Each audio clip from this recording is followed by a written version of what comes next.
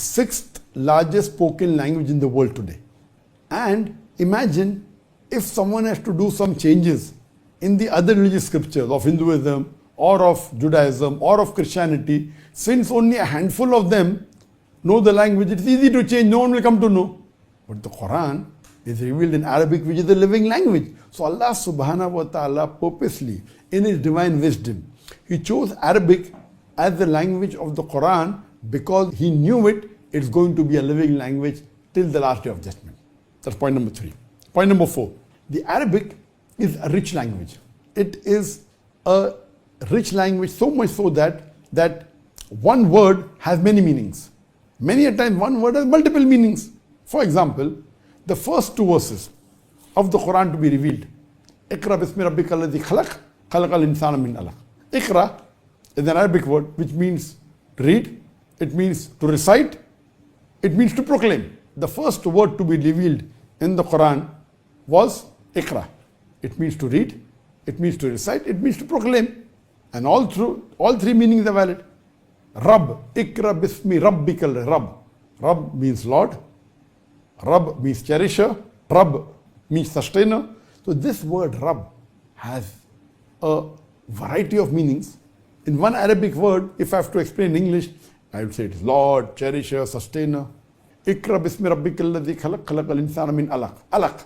Alaq, as I said, is an Arabic word which means a leech-like substance. Alaq also means something which clings.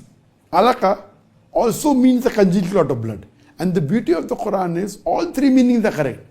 Today science tells us that the initial stage of embryo looks like a leech. We know today that the embryo clings to the uterine wall, so the second meaning, clinging, is also correct. And the third, the congealed clot of blood. The initial stages of embryo looks like a congealed clot of blood. So in that one word alaqa, Allah is giving us 3 scientific facts. That the embryo initially looks like a congealed clot of blood, it clings to the uterine wall, it looks like a leech. So imagine, this is the beauty of the Arabic language. One word has many meanings. This is the 4th reason. 5th reason, that for one English word, many a times there are 20, 30, 40, 50 words. For example, for horse. Horse in English is one word. In Arabic, you have 70 different words for the Arabic word, for the English word horse.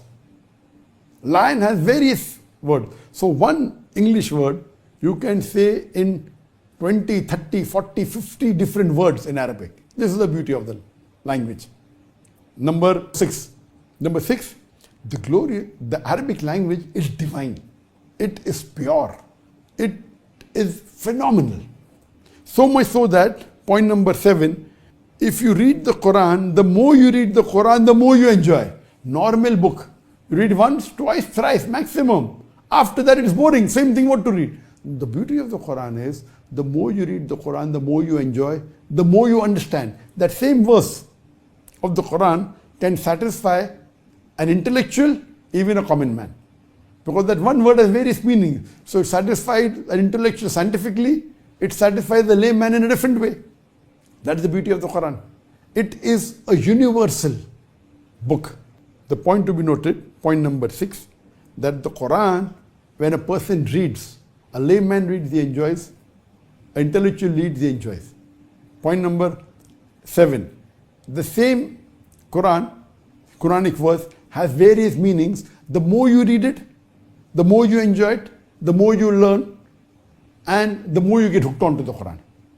Point number 8, the Arabic script, if you compare to the other languages like English, the Arabic is more concise. For example, if I have to write Muhammad in Arabic, it is Mim, Ha, Mim, Dal, 4 letters.